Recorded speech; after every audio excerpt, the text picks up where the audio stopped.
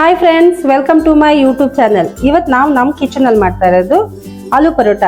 ಮಕ್ಕಳಿಗೆ ಬೆಳಗ್ಗೆ ಬ್ರೇಕ್ಫಾಸ್ಟ್ಗೆ healthy and ಟೇಸ್ಟಿಯಾಗಿ ಆಲೂ ಪರೋಟ ಹೇಗೆ ಮಾಡೋದು, ಅದಕ್ಕೇನೇನು ಇಂಗ್ರೀಡಿಯೆಂಟ್ಸ್ ಬೇಕೆಲ್ಲ ತೋರಿಸ್ಕೊಂಬರ್ತೀವಿ ಬನ್ನಿ. ನೋಡಿ ಎಷ್ಟು ಸಾಫ್ಟಾಗಿ ಬಂದಿದೆ, ಸ್ಟಫಿಂಗ್ ಎಲ್ಲ ನೀಟಾಗಿದೆ.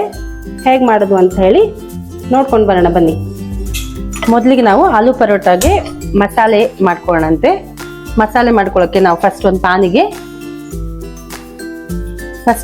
ಎಣ್ಣೆ ಹಾಕ್ಕೊಂಡು ನಾವು ಇಲ್ಲಿ ಚಾಪ್ ಮಾಡ್ಕೊಂಡಿರೋಂಥ ಆನಿಯನ್ನ ಇದಕ್ಕೆ ಹಾಕೊಳ್ಳೋಣಂತೆ. ಚಾಪ್ ಮಾಡ್ಕೊಂಡ್ರೆ ಆನಿಯನ್ನ ಎಣ್ಣೆಲಿ ಫ್ರೈ ಮಾಡ್ಕೊಳ್ಳೋಣ. ಈಗ ನಾವು ಚೆನ್ನಾಗಿ ಇದನ್ನ ಫ್ರೈ ಮಾಡ್ಕೊಂಡಿದ್ದೀವಿ. ನೋಡಿ, ಈ ಥರ ಫ್ರೈ ಆಗಬೇಕು.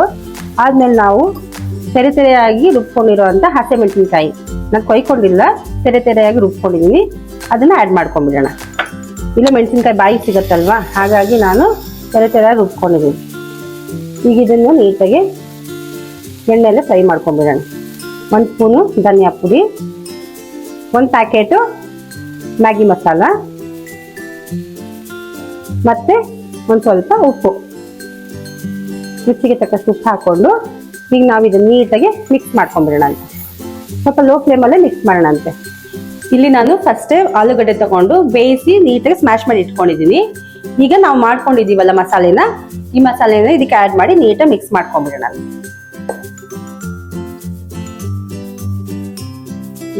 ನೋಡಿ, ಈಗ ನೀಟಾಗಿ ಮಿಕ್ಸ್ ಮಾಡಿದ್ದೀನಿ.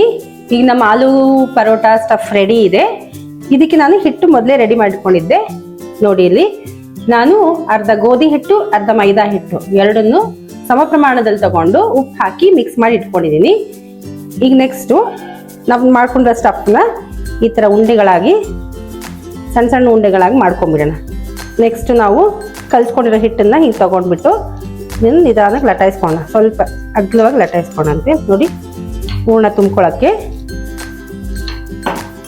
ನೋಡಿ ಇಷ್ಟೆಲ್ಲ ಲಟಾಯಿಸ್ಕೊಂಡು ನೆಕ್ಸ್ಟ್ ನಾವು ಇದನ್ನ ಹೂರ್ಣ ಮಾಡ್ಕೊಂಡಿತ್ತಲ್ಲ ಅದನ್ನ ಇದರಲ್ಲಿ ಹೀಗೆ ತುಂಬ್ಕೊಳ್ಳೋಣಂತೆ.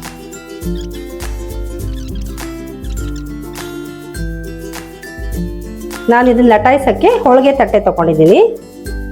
ಆ ಹೋಳಿಗೆ ತಟ್ಟೆ ಇಲ್ಲ ಅಂದರೆ ನೀವು ಬಟರ್ ಪೇಪರ್ ಯೂಸ್ ಮಾಡ್ಕೋಬಹುದು. ಹೋಳಿಗೆ ತಟ್ಟೆ ಮೇಲೆ ಅಂದರೆ ನೀಟಾಗಿ ಬಂದ್ಬಿಡತ್ತೆ. ನೋಡಿ, ಈ ಥರ ತೀರಾ ತೆಳ್ಳಗೂ ಮಾಡಬಾರ್ದು, ಸ್ವಲ್ಪ ದಪ್ಪನೇ ಇರಲಿ, ಹೂರ್ಣೆಲ್ಲ ಹೊರಗೆ ಬಂದ್ಬಿಡತ್ತಿಲ್ಲ ಅಂದರೆ.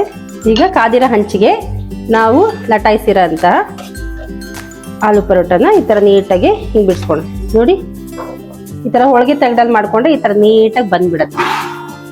ಸುತ್ತಲೂ ಎಲ್ಲ ಕಡೆ ನೀಟಾಗಿ ಬೇಯಿಸ್ಕೊಳ್ಳೋಣಂತೆ.